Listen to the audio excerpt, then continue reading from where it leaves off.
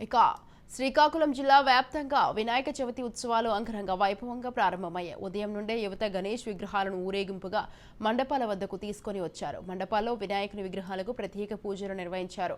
నగరంలో పాలకొండ రోడ్డులోని వెలసిన విజయ గణపతి ఆలయంలో స్వామివారికి ప్రత్యేక పూజలు, అభిషేకాలు నిర్వహించారు. వేకువజాము నుండే భక్తులు స్వామివారిని దర్శించుకునేందుకు క్యూ కట్టారు. విఘ్నాలకు అధిపతి అయిన వినాయకుని దర్శనంతో విఘ్నాలు తొలగుతాయని భక్తుల విశ్వాసం.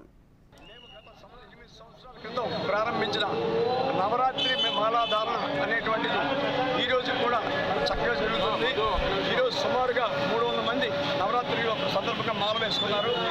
ఈ మాలాధారణ ఇంచుమించు ఈ 5 రాష్ట్రాల్లో ఎక్కడ కూడా లేదు. మొట్టమొదటి మన శ్రీకాకుళంలోనే మనం ప్రవేశపెట్టాము.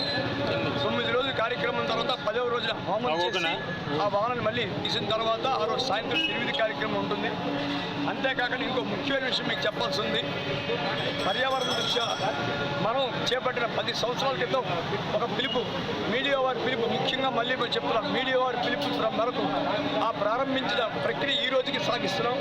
మధ్యలో ప్రతి వీధిలో ప్రతి సందులో కూడా వినాయకులు, మట్టి వినాయకులు ఇవ్వడం వల్ల మేము ఇంకా ఆపేద్దాం అనుకున్న టైంలో చాలామంది భక్తులు వచ్చిన మాట ఏంటంటే, అయ్యా మాకు ఎక్కడ పడితే అక్కడ వినాయకులు ఇస్తున్నారు, కానీ విజయ గణపతి ఆలయంలో వినాయకుడు తీసుకుంటే సాక్షాత్తు ఆ స్వామివారి మా ఇంటికి వచ్చిన